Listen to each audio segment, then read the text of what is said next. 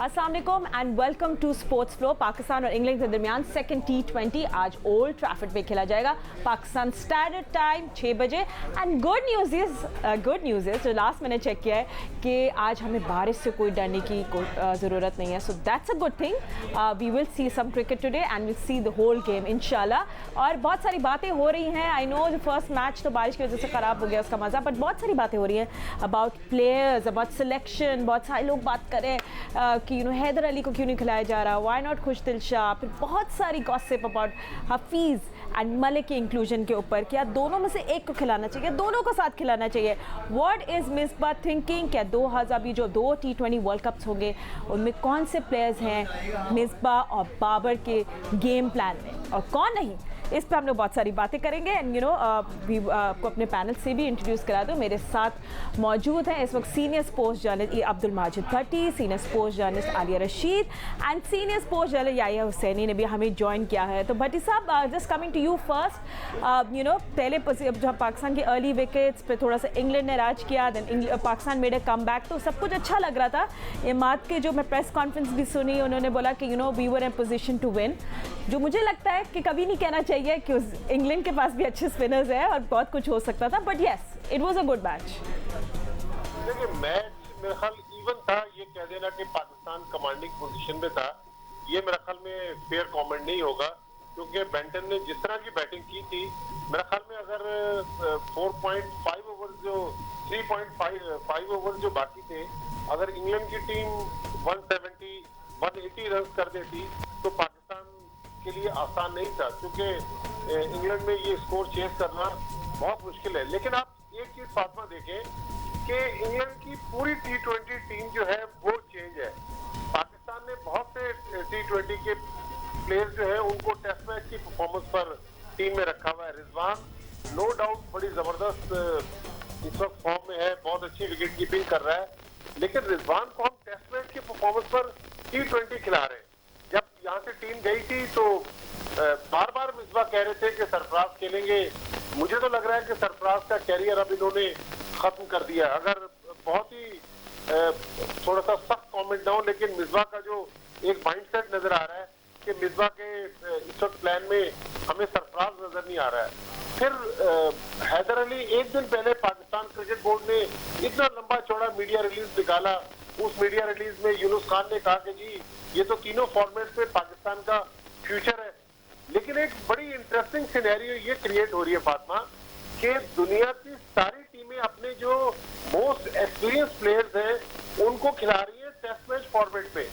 हम test match में खिला रहे हैं यंग प्लेयर्स को और T20 फॉर्मेट में हम खिला रहे हैं अपने पुराने प्लेयर को। मुझे याद है मैं 2006 में ब्रिस्टल में था, पाकिस्तान इंग्लैंड का T20 इंटरनेशनल था, पाकिस्तान की हिस्ट्री का पहला T20 इंटरनेशनल था। उस मैच में शोएब मलिक और हफीज थे, और 14 साल बाद जब परसों मैच हो रहा था तो ये दोनों लड़के पाकिस्तान के स्क्वाड का हिस्सा थे। तो मेरे ख्याल में हम लॉन्ग टर्म प्लानिंग नहीं कर रहे, मिसबा चाह रहे हैं कि उनकी सीट बच जाए। शॉर्ट टर्म प्लानिंग ये है कि लड़के उनको फौरी तौर पर जितवा दें और टीम जो है वो जीत के साथ वतन वापस आए। बाकी पाकिस्तान क्रिकेट का क्या होगा ये तो फिर पाकिस्तान क्रिकेट जो चला रहे हैं उनको ही पता होगा। बट ये सब आपने बहुत अच्छा ये रेस की बात कि इंग्लैंड जो है वो अपनी प्लानिंग कर रहा है, साफ पता चल रहा है। ऐसा लग रहा है कि उन्हें अपने कुछ ऐसे प्लेयर्स को बोला है कि भाई देख लो कि ये हमारे कॉम्बिनेशन बनता है कि नहीं। But just coming to you Aliya, बहुत सारी बातें होती है, इट्स सो इम्पोर्टेंट कि हम लोग बात करें कि फैंस क्या बात करें। सो एंड में हम बाद में आके सरफराज, रिजवान एंड हैदर अली के बारे में भी बात करनी है मुझे, बट पहले let's just come down to the big guns. मैं बात कर रही हूँ शोएब मलिक की एंड हफीज की। अब बातें ये हो रही हैं कि दोनों में से एक को खिलाओ, then who would you prefer? Someone who plays an anchor role, someone who can bowl as well. तो ये एक चीज़ है। And then again the age factor Aliya, next year I think both of them are going to be in their 40s, so do you want them to be in your game plan और not? देखिए मसला ये है फातिमा कि Pakistan team की management ज़ाहिर है जो अपने तौर पर सोचती होगी वो बेहतर ही सोचती होगी, क्योंकि पॉइंट ये है कि अपनी जॉब को स्टेक पे लगा के कोई भी ऐसे डिसीजन नहीं करेंगे जिससे कि वो हार सकें, क्योंकि ज़ाहिर है कि शिकस्त की वजह से ऑलरेडी हम टेस्ट मैचेस में हारे हुए हैं, उसकी वजह से एक प्रेशर तो है कि आप कम से कम T20 तो जीते हैं। ये जहन में रखना होगा कि पाकिस्तान जो है वो इंग्लैंड के खिलाफ 15 में से सिर्फ 4 मैचेस जीता है T20 के। तो पीछे जो 4 सीरीज है उसमें से 3 सीरीज पाकिस्तान हारा है। T20 की बात कर रही हूँ, एक ड्रॉ हुई थी। मगर दूसरी तरफ जब हम देखते हैं ना तो आप देखते हैं कि लॉन्ग टर्म प्लानिंग क्या होती है। वो एक थिंक टैंक होता है वो जो अपने रिसोर्सेज को इस्तेमाल करता है, सही और बर वक्त इस्तेमाल करता है। मगर हमें ये नहीं भूलना चाहिए, क्योंकि अगर आप सिर्फ एज के को हम क्वेश्चन कर दें तो फिर उस हिसाब से तो जिमी एंडरसन को भी नहीं खेलना चाहिए और बेशुमार लोग हैं। लेकिन जब हम प्लानिंग के पॉइंट ऑफ व्यू से देखते हैं तो हम देखते हैं कि क्या बटलर ने मैच विनिंग इनिंग्स खेली थी कि नहीं खेली थी, तो उनको क्यों उन्होंने बिठा दिया और बेयर स्ट्रोक को क्यों खिला रहे हैं। अभी सरफराज और रिजवान की बात हो रही है। मैं समझती हूँ कि अगर जरा सी भी ये चीज़ हो कि टीमें कैसे बनती हैं या लॉन्ग टर्म पे आप कैसे सोचते हैं, तो आपको 100% सरफराज को ये खिलाना चाहिए था, क्योंकि उनका स्ट्राइक रेट भी बहुत बेहतर है, 126 है, उससे प्लस है, और कैचेस भी उन्होंने 35 लिए हुए हैं 58 मैचेस में, एवरेज भी उनकी 28 है।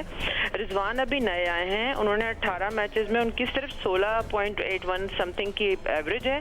और देखिए, आपके पास जब 2 बेहतर प्लेयर्स ऑप्शन मौजूद हैं तो भाई आप एक को टेस्ट मैच और वनडे के लिए रखें, सरफराज को तो 100% आपको T20 में रखना चाहिए। मैं इससे बिल्कुल एग्री नहीं करती कि जी वो अभी चूंकि फॉर्म में थे और मैन ऑफ द सीरीज ले लिया था। मैं अपने आर्गुमेंट में आपसे पूछ रही हूँ कि क्या बटलर ने मैच विनिंग इनिंग्स नहीं खेले इंग्लैंड के लिए। तो आप जब लॉन्ग टर्म सोचते हैं ना, जब थिंक टैंक बन के सोचते हैं, जब आप कहते हैं कि हमने अपनी टीम को आगे लेके जाना है, वर्ल्ड कप आ रहा है, ये सारे जो सवाल आप अभी पूछ रही हैं हफीज मलिक के हवाले से, आप जहन में उनको रख के सोचिए कि आपने किस तरह लेके चलना है, किन को खिलाना है। इसलिए हैदर का, इसलिए यहाँ पे जरूरी था है खुशदिल शाह को और इनको आजमाना कि क्वालिटी टीम्स हैं।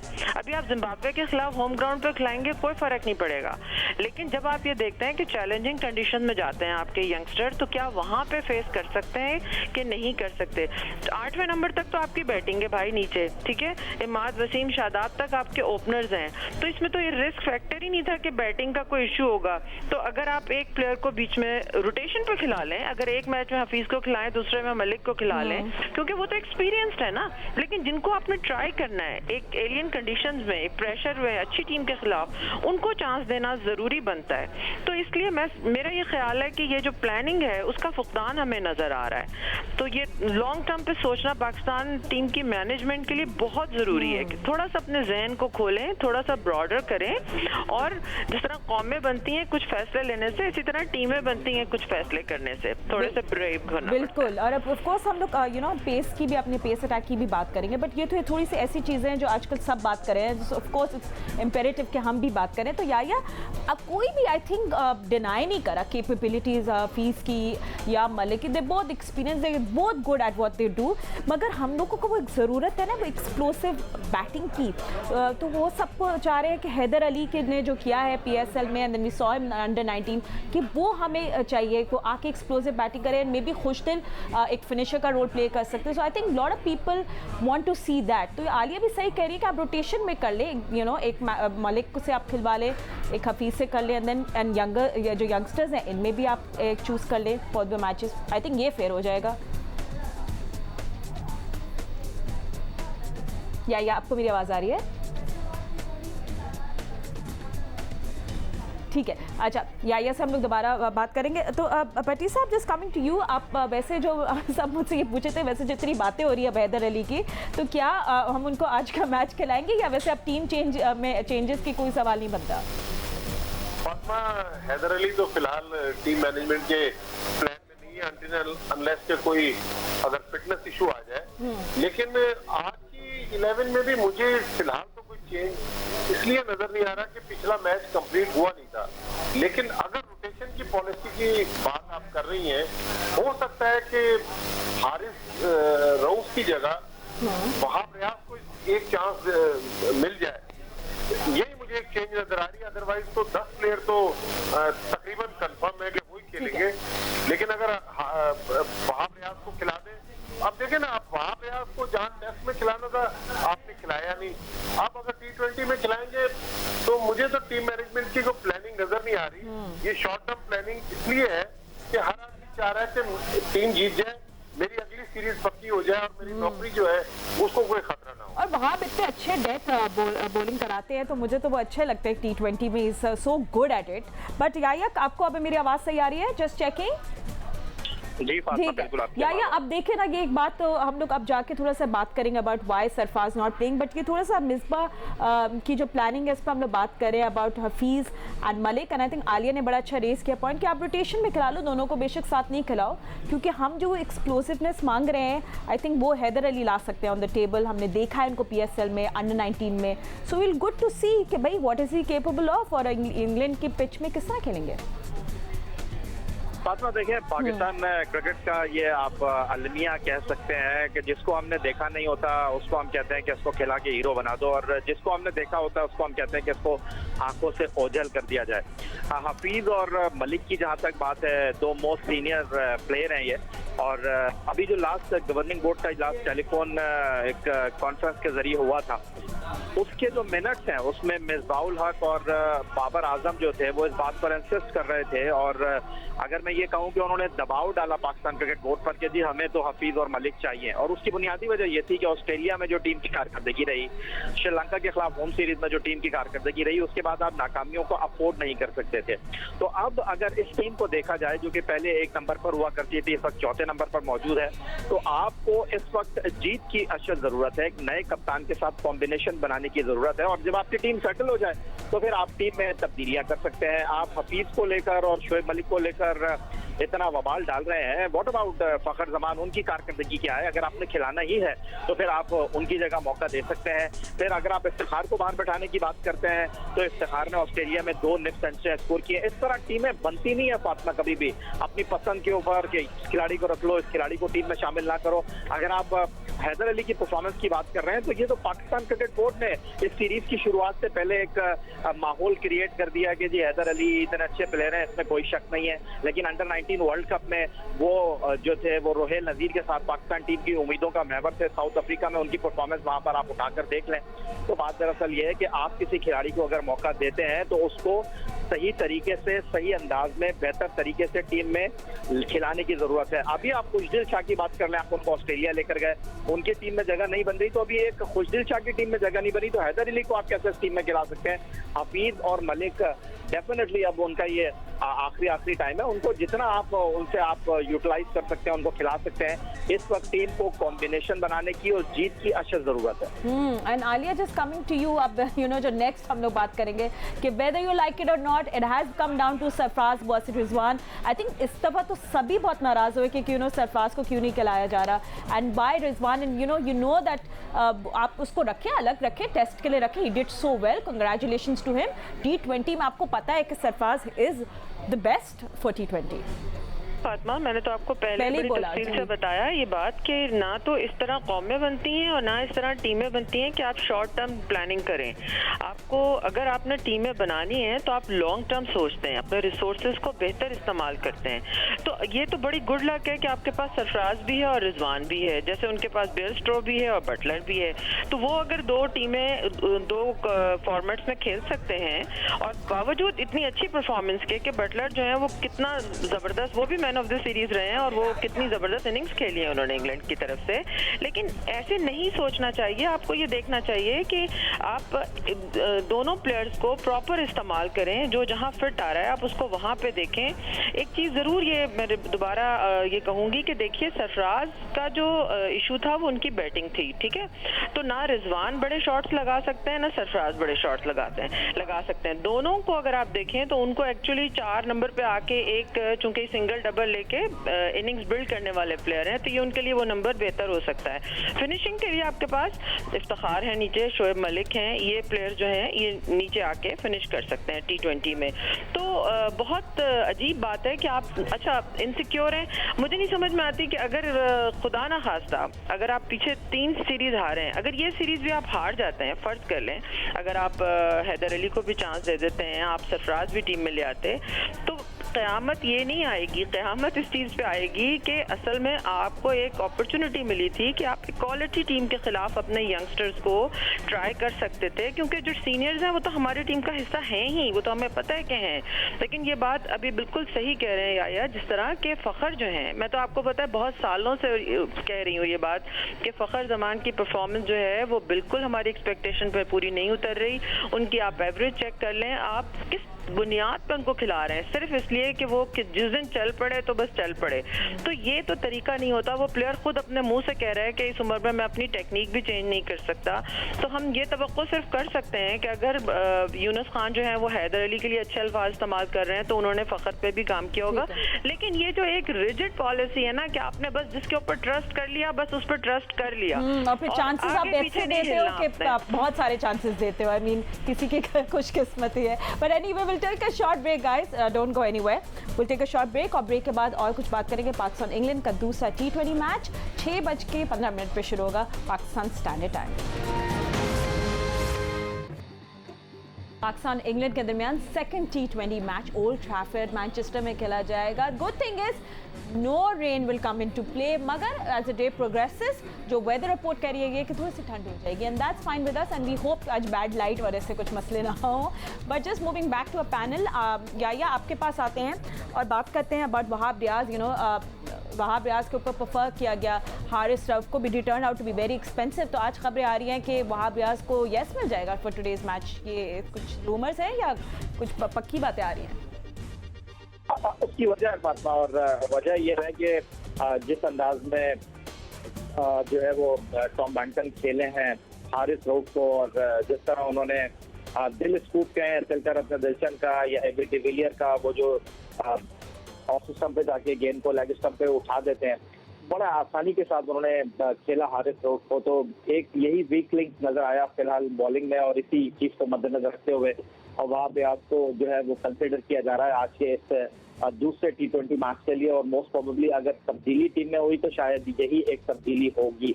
लेकिन आप जिस तरह भी थोड़ी देर पहले बात कर रही थी कि ना बारिश है और ना कोई बैड लाइट का सीन है, तो फातिमा अमूमन हुआ ही है ओल्ड ट्रैफर्ड मैनचेस्टर के इस मैदान पर के जो भी टीम टॉस जीती है वो पहले बैटिंग करने के लिए जाती है, क्योंकि इस मैदान पर जो 5 मैच नतीजा फेज रहे हैं उनमें से 4 मैचों में बाद में बैटिंग करने वाली टीम जीती है। लेकिन आज का ये जो मैच है वो डे मैच है, यहाँ पर फ्लड लाइट ऑन नहीं होंगी और इंग्लैंड के मुकामी वक्त के मुताबिक ये मैच कुछ 2:15 बजे स्टार्ट होने जा रहा है। तो आज मुझे लगता है कि टॉस बड़ा वाइटल होगा और आज आपको जो है वो पहले बैटिंग को जो है वो चूज करना चाहिए बजाय इसके कि आप टारगेट को चेस करने जाए। और पाकिस्तान के नुक्ता नजर से भी अगर हम इस चीज को देखें तो अगर पाकिस्तान टीम को लास्ट मैच में हम बात करें जहां पर 16.1 ओवर में 131 रन से 6 आउट थे इंग्लैंड के, अगर वहां मैच रोक दिया जाता तो पाकिस्तान को 16 ओवर में 144 रन बनाने को मिलते और इतना आसान नहीं था उस पिच के ऊपर बैटिंग करना। तो आज के मैच में अगर हम बात करते हैं तो आपकी बॉलिंग बहुत अच्छी है, तो उस चीज को मद्देनजर रखते हुए तो आपको जो है वो बाद में बॉलिंग के जो ऑप्शन है उसको मद्देनजर रखना चाहिए। लेकिन उसके साथ साथ बाबर आजम की कप्तानी को लेकर मुझे बड़ा सीरियस कंसर्न है कि अगर आप शुएब मलिक को टीम में खिला रहे हैं, अगर आप मोहम्मद हफीज को टीम में खिला रहे हैं, तो ये बेहतरीन मौका है बाबर आजम के पास कि बाबर आजम जो है उनको अपने करीब रखें, उनसे सीखें। ये नहीं होना चाहिए कि वो जो है वो थोड़ा सा इस चीज का खौफ उनके अंदर हो के यार क्योंकि जीतेंगे तो बाबर आजम को ही प्रेज मिलेगा, जीतेंगे तो Babar Azam as a captain ही आगे जाएंगे।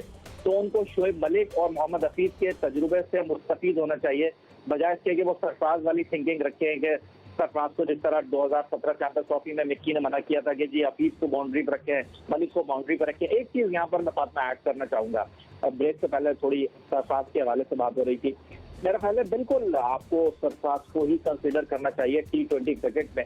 इसकी बुनियादी वजह यह है कि ये जो गलती हम 3 साल पहले कर चुके हैं सरफराज के साथ, उनको तीनों फॉर्मेट हम खिलाए जा रहे थे और जब 3 फॉर्मेट वो खेल गए, थक गए, तो अब आपने उनको दूध में से मक्खी की तरह निकाल कर बाहर रख दिया है। नो डाउट बहुत अच्छा खेले हैं, बहुत अच्छी परफॉर्मेंस दी है रिजवान ने टेस्ट क्रिकेट में बल्ले के साथ, कीपर के साथ, लेकिन उनको वनडे टेस्ट तक रखना चाहिए, उनको T20 में नहीं डालना चाहिए, क्योंकि अगर यहाँ पर आप उनको T20 में लेकर आएंगे तो T20 में भी रिजवान को अपने आप को बहुत ज्यादा प्रूव करना है। तो अगर आप वही गलती रिजवान के साथ भी करेंगे तो रिजवान से भी बहुत जल्दी आप जो है वो हाथ धो बैठेंगे। तो मुनासिब ये होगा कि जिस थिंकिंग के साथ इंग्लैंड जा रही है कि जोस बटलर उनके पास सैम बिलिंग्स भी हैं, वो भी विकेट कीपिंग कर सकते हैं, लेकिन वो एज ए बैट्समैन टीम में खेल रहे हैं। तो आपको इस चीज को मद्देनजर रखकर अपना जो पूल है खिलाड़ियों का उसको बढ़ाना चाहिए, ना कि उसको समेटना चाहिए। बस एक खिलाड़ी अगर टेस्ट में अच्छा खेल रहा है तो आप रगड़ रहे हैं वनडे में भी, T20 में भी। अगर आपको लंबा लेकर चलना है तो आपको सरफराज को रखना चाहिए, मैनेज करना पड़ेगा। एब्सोल्युटली राइट याया। भट्टी साहब, याया जो बात कर रहे थे ना कि बाबर आजम की कप्तानी पे उनको सीखना चाहिए, आई टू अ पॉइंट मैं भी एग्री करती हूँ टू एन एक्सटेंट, क्योंकि हफीज और मलिक को देख के मुझे बहुत बहुत खुशी भी होती है कि मैच जब हो रहा था, इवन सरफराज कैप्टन जब नहीं भी थे, वो ज़रूर आके कुछ ना कुछ पेप टॉक करते थे, बॉलर्स को भी आके कुछ बोलते थे। सीनियर होने का एक अपना रोल होता है, तो ये इसको चीज़ें हैं ऑफ कोर्स जो बाबर को भी सीखने होंगे इन लोग। फातिमा, पाकिस्तान क्रिकेट में एक अजीबोगरीब चीज़ है कि कहा यह जाता है कि जितने ज़्यादा फॉर्मर कैप्टन आपके डगआउट में होंगे या आपके ड्रेसिंग रूम में होंगे तो कप्तान जो है वो अनकंफर्टेबल होगा। जो याहिया सरफराज की बात कर रहे हैं, पिछले साल तक ये पीसीबी का रिटन एसओपी था कि जब तक कप्तान शोएब मलिक, हफीज़ या किसी और सीनियर प्लेयर से पूछना ना चाहे, इन सीनियर प्लेयर से कहा गया था कि आपको खुद जाके इनको कुछ नहीं बताना। तो देखें, हफीज़ ने इतनी बड़ी क्रिकेट खेली है, इतना उनका दुनिया में नाम है, शोएब मलिक फॉर्मर कैप्टन रहे हैं और तीनों फॉर्मेट्स में रहे हैं। अब अगर वो खुद जाके कप्तान को कुछ बताने की कोशिश करे और कप्तान कहे भाई आप कौन है, या उनकी राय को नज़रअंदाज कर दे, तो मेरे ख्याल में अगर बाबर आजम को सीखना है और बाबर आजम को पाकिस्तान क्रिकेट को आगे लेके जाना है, तो उनको खुद चाहिए कि ये बड़े नाम उनके साथ मौजूद हैं, इनके तजर्बे से फ़ायदा उठाए। लेकिन अब ये मुझे तो ऐसा लग रहा है कि टीम मैनेजमेंट ने कह के भेजा होगा कि भाई आप लोगों ने खामखा इस कप्तान को बहुत ज़्यादा डिस्टर्ब नहीं करना, इसको करने दे। अगर कहीं बहुत ज़्यादा टीम फंसेगी, वो आपके पास जाके पूछने की कोशिश करेंगे तो आप बता दें। लेकिन ये बहुत अनफॉर्चुनेट है कि हमारे कप्तान जो हैं वो बाज़ दफ़ा इतने ज़्यादा अनकंफर्टेबल होते हैं कि बहुत सारे कप्तानों ने अपने साथ वाइस कप्तान भी नहीं रखे। तो ये है तो सही चीज़, लेकिन अगर शोएब मलिक और हफीज़ जैसे बड़े प्लेयर्स आपके साथ मौजूद हैं तो वक्तन फ़वक्तन अगर वो भी राय देते रहे या कप्तान जाके उनसे मशवरा लेते रहे तो कोई बुराई नहीं है इसमें। हाँ बिल्कुल Aliya, I think you will also agree with that. मगर इतना कुछ हमारे पाकिस्तान क्रिकेट में कि सीनियर है तो जी उसने आगे नहीं आना, सीनियर है तो तुसी कुछ ना कहना, इतना कुछ इश्यूज होते हैं। अब आई थिंक ये चीज़ अब रहनी ही चाहिए। मॉडर्न क्रिकेट है, when you are on the field there is only one captain, आप लोग सब एक सपोर्टिंग स्टाफ का रोल प्ले कर रहे हो और आपकी इनपुट ज़रूरी होती है, आपके दें। हाँ बिल्कुल, लेकिन ये दोनों चीज़ें जो बताई हैं ना वो बिल्कुल ठीक हैं, क्योंकि अगर टेक्निकली बता दिया गया हो कि आप खुद जाके नहीं बताएंगे तो ऑब्वियसली फिर उनको सीनियर्स को वही फॉलो करना पड़ेगा। कप्तान के अपने ऊपर बहुत डिपेंड करता है। वैसे मैंने तो देखा था कि वो शोएब मलिक के पास भी बाबर जो है उनसे मशवरा कर रहे थे, मैच में एक दफ़ा नज़र आए थे। तो ये एक टीम वर्क है, इसमें सबको ये समझना है कि पाकिस्तान जीतेगा तो पाकिस्तान का नाम होगा, इस सब का नाम होगा, कप्तान का नाम होगा, इसमें किसी किस्म की इनसिक्योरिटी होनी नहीं चाहिए।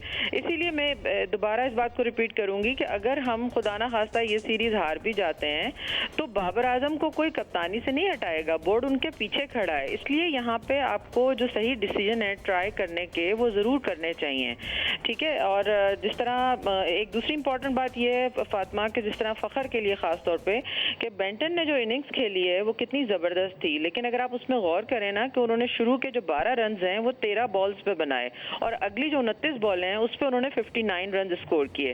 तो इसका मतलब ये है कि ये ज़रूरी नहीं है कि आपने आते ही धुआंधार मारना है, पावर प्ले का फ़ायदा उठाना है, होना चाहिए, लेकिन आप रिस्क ना लें, अपनी विकेट जो है फौरी ना गंवाएं क्योंकि फिर वो प्रेशर पड़ता है। तो फ़खर को भी थोड़ा उस तरह ही प्लानिंग करके समझदारी से खेलना चाहिए। और इसके साथ साथ इस बात की बहुत तारीफ करनी होगी कि पावर प्ले में पाकिस्तान ने सिर्फ 34 रन दिए, तो शाहीन, आमिर, इमाद इन सब ने बड़ी अच्छी बॉलिंग करवाई। और ये भी एक सीखने की चीज़ है पाकिस्तानी बैट्समैनों के लिए कि ये ज़रूरी नहीं है कि आप सिर्फ पावर प्ले में ही स्कोर कर सकते हैं। उसके बाद जिस तरह बेंटन खेले हैं और उन्होंने तूफानी इनिंग्स खेली है तो वो अपनी टीम का स्कोर कहाँ ले गए, 8 की एवरेज पे वो ले गए, 6 से स्टार्ट किया था। तो ये जो मेथड है इन सारी चीज़ों को पाकिस्तानी बैट्समैनों को भी फॉलो करना चाहिए और गेम की अंडरस्टैंडिंग के साथ आगे लेके चलना चाहिए। जीतना ज़रूर चाहिए क्योंकि पाकिस्तान की इस टीम में पोटेंशियल है कि ये जीत सकते हैं। और हारिस रऊफ रस्टी नज़र आए थे और अगर आज वहाब रियाज की खबरें हैं और वो आ जाते हैं तो वो मजीद स्ट्रेंथन हो जाएगी आपकी बॉलिंग। ये ज़रूर है कि सारे ही लेफ्ट हैंडर्स हो जाते हैं, लेकिन स्टिल वो एक तजुर्बा जो है वो, और पुरानी बॉल तो नहीं कह सकते क्योंकि T20 में तो बॉल इतना पुराना होता ही नहीं है, बट स्टिल उनका एक्सपीरियंस जो है वो काम आ सकता है, उनके यॉर्कर्स जो हैं वो काम आ सकते हैं। मगर उसके साथ साथ फातिमा एक पॉइंट ये भी मेरे जहन में है कि अगर हारिस रऊफ हमें लग रहा है कि उनको तजुर्बे की ज़रूरत है या उनको कंट्रोल करने की ज़रूरत है, तो यहाँ पे विकी का वकार यूनुस का काम है कि वो जो नौजवान बॉलर्स हैं उनको किस तरह मेंटली भी हैंडल करना है कि आप कहाँ पे आपने किन एरियाज में बॉल डालनी है, किस तरह अपने माइंड को कंट्रोल करना है, अपने इमोशंस को ओवरवेलमिंग नहीं होने देना, क्योंकि उसी की वजह से कंट्रोल लूज हो जाता है। तो ये सारी चीज़ें जो हैं ये टीम वर्क है और आहिस्ता आहिस्ता सीखते जाएंगे, मगर पहली ख्वाहिश, पहली कोशिश यही होनी चाहिए कि पाकिस्तान मैचेस दोनों जो हैं ये जीते, क्योंकि हम टेस्ट सीरीज हारे हैं तो हमें थोड़ी सी कंपनसेशन तो लाजमी चाहिए। हाँ, थोड़े वाह तो हो जाए ना, फिर एक्सपेरिमेंट कर लेंगे। बट यू नो याया अभी आर्या बॉलिंग की बात कर रही थी, नो डाउट आई मीन हमारी अभी जो मैं बॉलिंग देख रही थी कहीं भी ऐसा नहीं लगा कि किसी बॉलर ने आके बैट्समैन के ऊपर स्ट्रेस ना डाला हो। You know of course Haris Rauf को मैं इस बात से माइनस कर रही हूँ, बट इवन इमाद वसीम की हम लोग आई थिंक कभी कभार बिल्कुल तारीफ नहीं करते। He is so good, he comes initially आपके रन्स वो लिमिट करते हैं और फिर आके अर्ली विकेट्स भी ले लेते हैं। He plays a very important role. बस अब थोड़ी सी बैटिंग में भी कुछ कर ले तो मज़ा आ जाए। जी आया बात दरअसल ये है कि अगर फर्स्ट मैच की हम बात करें, पहले 7 ओवर में 40 रन थे और 14 ओवर के बाद इंग्लैंड ने जो है वो अगले 7 ओवर में जो है वो 78 रन ऐड किए थे 10 की एवरेज के साथ। तो नो डाउट अगर आप पेपर पे देखें आपकी बॉलिंग बहुत स्ट्रांग है। आपने सिर्फ 16 ओवर में 34 ऐसी गेंदें की जिस पर कोई रन नहीं बना। आपकी बॉलिंग के ऊपर 16 ओवर में 8 चौके लगे, 6 छक्के लगे। लेकिन ओवरऑल अगर देखा जाए तो ये इंग्लैंड की नंबर 1 टीम है नहीं। न इसमें डैन स्टोक है, न इसमें रूट है, न इसमें वोक्स है, न इसमें मार्क वुड है, न इसमें बटलर है। लेकिन इंग्लैंड के पास इतने प्लेयर हैं कि वो वर्ल्ड कप T20 की भी तैयारी कर रहे हैं, वनडे क्रिकेट के लिए भी अपनी टीम बना रहे हैं और टेस्ट क्रिकेट के लिए भी अपने अंदाज के हिसाब से चल रहे हैं। लेकिन एक चीज इंग्लैंड ने सोची हुई है और वो जो हमें दिखाई भी दे रही है कि अटैकिंग क्रिकेट उनको खेलनी है, चाहे वो वनडे क्रिकेट हो, चाहे वो T20 क्रिकेट हो। और आपको उनके जेस्चर से बल्लेबाजी करते हुए ये चीज आया हो रही है, जिस अंदाज में बटलर खेलते हैं, जिस अंदाज में जो है वो जॉनी बैरस्टो खेले हैं, टॉम बैंटन खेले हैं। लेकिन ऑन द अदर साइड अगर हम अपनी टीम को देखते हैं तो मेरा ख्याल है कि हमें स्पेशलिस्ट प्लेयर्स की बहुत अशद ज़रूरत है, क्योंकि मेरा ज़ाती ख्याल ये है कि आपकी बैटिंग में अभी भी बहुत ज़्यादा वैक्यूम है और आपकी बैटिंग को जब रश करने की ज़रूरत होगी तो आप बहुत ज़्यादा मुश्किल सूरत हाल से 2-4 हो जाएंगे। और फिर वही होगा, वही पुरानी कहानी कि हफीज़ और शोएब मलिक जैसे कैरेक्टर इस टीम में है तो उड़ाने के लिए तो फिर आपको किसी को ढूंढने की ज़रूरत पड़ेगी नहीं। लेकिन ये सीरीज हमारे लिए बड़ी इंपॉर्टेंट है। फातिमा, मैं फिर आपको बोल रहा हूँ क्योंकि ये जीतना हमारे लिए बहुत जरूरी है कि पहले तो हम कभी इंग्लैंड से T20 सीरीज जीते नहीं है, लेकिन दूसरी तरफ इस सीरीज के बाद हमने जिम्बाब्वे को होम सीरीज में खेलना है। वो अगर हम जीत भी जाएंगे तो हमें कोई फर्क पड़ेगा नहीं, क्योंकि वो बहुत नीचे दर्जे की टीम है। उसके बाद हमने न्यूजीलैंड में 5 T20 इंटरनेशनल मैच वो तगड़े मैचेस होंगे और खतरनाक होंगे वहाँ तो की इस चीज को मद्देनजर रखते हुए फातिमा मैं यही आपसे अर्ज कर रहा हूँ कि पाकिस्तान टीम को, जिस तरह अभी बात हो रही थी कि हारिस रऊफ को बैठाना बहुत आसान है, लेकिन अगर आप हारिस रऊफ को यहाँ बैठा देंगे तो फ्यूचर तो हारिस रऊफ का है, तो आप उनको सिखा क्या रहे हैं? बिल्कुल, and talking about future, it's so important कि अगर हम लोग को आगे फ्यूचर का प्लान करना है तो हफीज़ और मलिक के पास 2 इंपॉर्टेंट स्पॉट्स हैं, तो आप उनको किस प्लेस के साथ रिप्लेस करेंगे? Well we take a short break और ब्रेक के बाद हम लोग टॉस की अपने पूरे पैनल के साथ बात करेंगे, what they think who should win if Pakistan wins a toss, should they bat first or not? We'll find out after a short break. Stay with us. Right, after the break हम लोग बहुत ज़रूरी है हम लोग बात करें about toss, पर आपको ये भी बताएं कि डोंट मिस दिस, क्योंकि वकार यूनुस और वसीम अकरम जो हैं वो लोग देंगे फास्ट बॉलिंग पे मास्टर क्लास। यू नो, तो जो एक बहुत फेमस स्पोर्ट्स चैनल है जिस पर मैच देख रहे हैं उस पर मास्टर क्लास आएगी। So all the young inspiring bowlers, don't forget to watch that because that will be one hell of a master class. But just coming back to our panel, भट्टी साहब, I think याया भी बिल्कुल सही कह रहे थे कि toss बहुत vital होगी। जी हाँ फातिमा, टॉस का तो रोल ज़रूर होता है, लेकिन मेरे ख्याल में जो सुबह से हमने लाइव हमें वहाँ से तस्वीरें मिल रही हैं कि धूप निकली हुई है, परफेक्ट वेदर है क्रिकेट के लिए, तो मैं भी जो याया कह रहे थे उन्हीं के साथ जाऊँगा कि टॉस जीतकर पहले बैटिंग करनी चाहिए पाकिस्तान टीम को। लेकिन एक थोड़ा सा जिक्र इस पूरी कॉन्वर्सेशन में, हमने अपने जो 2 यंग फास्ट बॉलर्स थे उनको तो इस पूरे टूर पे इग्नोर किया। मोहम्मद हसनैन कहाँ पर है इस पूरे टूर पे? उस्मान खान छिंदवारी कहाँ पर है? मास्टर क्लास का आप ज़रूर जिक्र कर रही हैं वकार यूनुस की, लेकिन यहाँ पर वकार यूनुस हमारे यंग बॉलरों को भुलाकर अपने उन बॉलरों के पीछे चले गए जिन्होंने 26-27 साल की उम्र में पाकिस्तान क्रिकेट टीम को टेस्ट क्रिकेट से खुदाफिज कहा और लिमिटेड ओवर फॉर्मेट में अब वो पाकिस्तान को रिप्रेजेंट करते हैं। तो मेरा ख्याल हसनैन और उस्मान खान शिनवारी का अगर फ्यूचर है तो उनको ट्राई ज़रूर करना चाहिए। भट्टी साहब, सिर्फ आपने इंग्लिश कमेंटेटर्स ने भी रेस किया, मैं आज ही सुन रही थी, उन्होंने बोला कि देखिए हारिस रऊफ को प्रेफर किया उन लोगों ने ओवर हसनैन, यू नो, तो वो लोग भी ये बात रेस कर रहे थे। ऑफ कोर्स फिर हारिस की वो जो बिग पैच पर परफॉर्मेंस ऑन दैट बेसिस बड़ी क्विकली वो आए पाकिस्तान टीम में, but no we not you know coming down to that. बट आलिया, आपको भी लगता है कि पाकिस्तान शुड बैट फर्स्ट? मुझे तो लगता है, you know, don't be scared. I think अगर आपके पास आपकी योर बैटिंग इज राइट, आपके bowlers are doing so well, मुझे लगता है कि आप लिमिट करें इंग्लैंड को एंड चेज इट डाउन। बिल्कुल। एक तो देखें, ओल्ड ट्रैफर्ड की जो पिच है ना, ये वैसे भी बैटिंग फ्रेंडली होती है, और T20 में तो 3-3.5 घंटे में पिच की नेचर चेंज नहीं होती।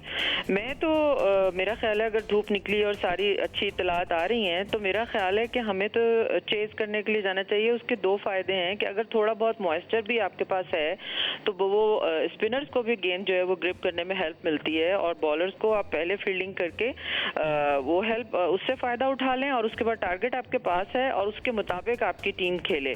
और प्रेशर जो है बस वो यही होता है हमारा, जिस पे हम हमेशा कोलैप्स करते हैं, वो ये है कि अगर हमारी ऊपर से जल्दी विकेटें गिर जाती हैं तो उसके बाद फिर वो हम जो मिडिल ओवर्स हैं, वो जो बॉलिंग और बैटिंग दोनों में बड़े इंपॉर्टेंट होते हैं फातिमा, वहीं पे हमारा तजुर्बा, अब अगर आप हफीज़ तीसरे नंबर पे खेलते हैं और उसके बाद चौथे पे किसको खिलाते हैं, इफ्तिखार आते हैं, या पांचवें पे शोएब मलिक आते हैं, तो फिर ये मिडिल ऑर्डर जो है उसको वो मैनेज करना होगा। तो मेरा ख्याल है पाकिस्तान की बैटिंग ऐसी है, इतनी अच्छी है कि हम चेज भी कर सकते हैं। अब डिपेंड करता है कि पिच कैसी है।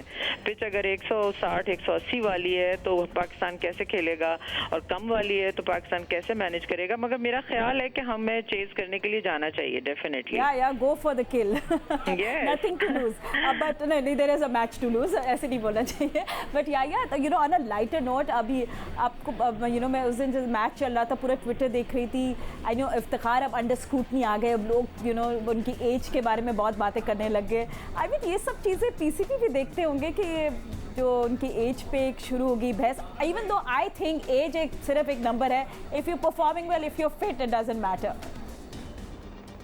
बिल्कुल, कम से कम फातिमा क्रिकेट बोर्ड के साथ और इस मैनेजमेंट के साथ तो ये आप डिबेट कर नहीं सकती कि मिसबाह उल हसन 42 साल की उम्र तक इंटरनेशनल क्रिकेट खेली, और 2017 में मुझे अच्छी तरह याद है कि शहरियार खान ने हाथ जोड़कर मिसबाह को कहा था कि बस अब आप छोड़ दें। और अगर आप मौजूदा क्रिकेट बोर्ड की बात करती हैं तो एक और फनी चीज़ आपके साथ मैं शेयर करना चाहूँगा कि पाकिस्तान की टीम को जो है वो Faisal Iqbal as a coach lead कर रहे हैं, और उस टीम के अंदर जो है वो मौजूद है उमर गुल, जो कि क्रिकेट कमेटी में वसीम अकरम, उरूज मुमताज, अली नकवी और इकबाल कासिम के साथ काम कर रहे हैं। तो ये एक बड़ा इंटरेस्टिंग पहलू है। लेकिन जहाँ तक आप इफ्तिखार की बात कर रही हैं, इफ्तिखार को देखिए, आप 2016 में टेस्ट डेब्यू करा चुके हैं ओवल के मैदान पर, जहाँ यूनुस खान ने डबल सेंचुरी की थी, लेकिन उनको आप वनडे एंड T20 तक महदूद रखें।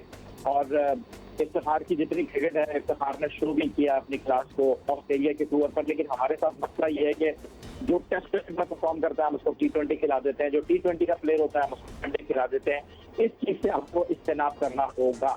लेकिन दूसरी तरफ अभी माजिद भट्टी साहब जिस पॉइंट को उठा रहे थे, तो यहाँ पर एक बड़ा अहम पहलू है कि आपके जो बॉलिंग कोच है वकारी को, अगर आपने मोहम्मद आबिद से ही बॉल करवाना है, अगर आपने जो है वो वहाँ विराट से ही बॉल करवाना है, तो फिर वकारी की क्या जरूरत है? आपको थोड़ा सा आउट ऑफ द बॉक्स सोचने की जरूरत है। शाहीन शाह अफरीदी की अगर हम बात करते हैं तो वो कुछ ज्यादा इंटरेस्टिंग नहीं लगे आपको टेस्ट क्रिकेट में। उनको आप ब्रेक देकर या तो हसनैन को खिलाते हैं या आप हारिस रऊफ को खिलाते हैं, वहाँ रियाज को डालते हैं, क्योंकि की मैं फिर बात कर रहा हूँ अशद जरूरत है। लेकिन यहाँ पर तो खुशदिल शाह की टीम में जगह नहीं बन रही, तो आप बाकी नए लड़कों को कैसे टीम में लेकर आ सकते हैं। लेकिन फिर वही पहलू है कि हम लोग बस चलते हैं और जीत गए तो सारी चीजें जो है वो ठीक हो जाती हैं, हार गए तो वो चीजें भी उठा कर ले आते हैं जो अंडर कारपेट होती हैं।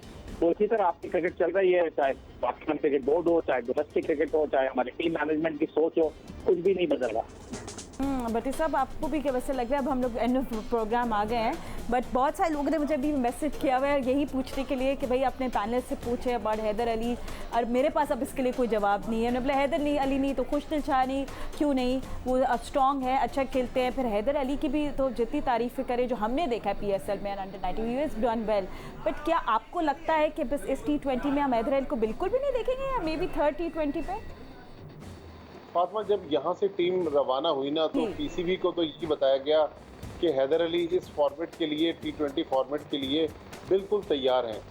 लेकिन जब वहाँ प्रैक्टिस सेशन हुए, हैदर अली ने 3-4 प्रैक्टिस सेशन अटेंड किए, उसके बाद जो अब रिपोर्ट दे रही है टीम मैनेजमेंट, वो कह रही है कि हैदर अली को अभी खिलाना बहुत जल्दी होगी, थोड़ा सा हैदर अली को टाइम दे दें। तो मुझे समझ में नहीं आता, या तो वो पहले गलत सोच रहे थे या अभी सही सोच रहे हैं, ये तो वक्त बताएगा।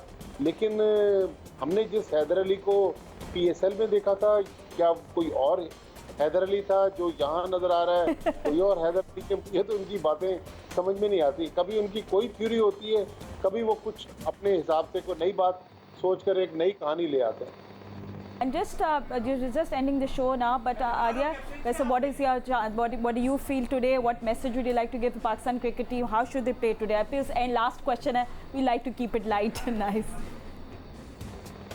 किसी भी टीम का मैच का चैलेंज आपको लेना होता है कि अगर आप पहले बैटिंग करने जा रहे हैं तो आप बड़ा टारगेट लगाएंगे, और उसके बाद अगर आप चेस करने जा रहे हैं तो आप उसको अपने मेथड को अडॉप्ट करेंगे कि आपने किस तरह खेलना है। हमारे पास ये है कि फ़खर, जैसे मैंने कहा कि टॉम बेंटन ने जिस तरह अपना गियर चेंज किया था, वो फ़खर को सीखने की ज़रूरत है कि अगर वो थोड़ा सा स्टे करेंगे तो ऑब्वियसली उनको अच्छी बॉलें भी मिलेंगी, और यकीनी तौर पर अगर उनको दिन मिले तो वो चेंज कर सकते हैं, उनमें सलाहियत है। अगरचे उनकी परफॉर्मेंस नहीं है और मैं समझती हूँ कि ज़्यादती है उनका सिलेक्शन भी, उसके बावजूद चूंकि वो टीम का हिस्सा हैं तो उनको उस तरह खेलना चाहिए जिस तरह से टॉम बेंटन खेले हैं। और उसके अलावा बाबर आजम जो है वो एक एंड से हमेशा संभालते हैं, वो बड़े ज़बरदस्त प्लेयर हैं, गैप्स में खेलते हैं, तो बाबर को फिनिश करना है, बहुत ज़रूरी है। उनके ऊपर ये एलिगेशन है कि वो अभी तक मैच को फिनिश नहीं कर पाते, एंड तक नहीं जाते, तो ये 20 ओवर बाबर को खेलना जो है इसकी आदत भी उनको डालनी चाहिए, बड़ी इनिंग्स खेलनी चाहिए, कैप्टन भी हैं, मैच विनिंग इन परफॉर्मेंस भी चाहिए। तो ये पाकिस्तान को गिव अप नहीं करना, और मुझे अपनी इस टीम में वो पोटेंशियल नजर आता है कि ये एक बहुत अच्छे कॉम्बिनेशन के साथ जा रहे हैं, एक आध को छोड़ के, तो इनके अंदर वो पूरी सलाहियत है कि ये मैच और सीरीज जीत सकते हैं। They definitely have to fire. But आप लोगों को जो भी हमने जो अभी ज्वाइन करें, आपको ये बता दें कि पाकिस्तान और इंग्लैंड के दरमियान second T20 match Manchester old Trafford में खेला जाएगा। 15 मिनट पे एक्शन शुरू हो जाएगा। वेदर अपडेट ये है कि there is going to be no rain, which is amazing, but then again it's English weather, so it is very unpredictable, but we wish the team all the best, और I hope हमें एक अच्छा match पूरा देखने को मिले। हमारे panel का बहुत शुक्रिया करूँगी, अब्दुल माजिद भट्टी, आर्या रशीद एंड सैयद याहिया हुसैनी, बहुत शुक्रिया आप तीनों ने हमें ज्वाइन किया। We'll see you again from the sports floor। अभी फिलहाल इतना ही वक्त है।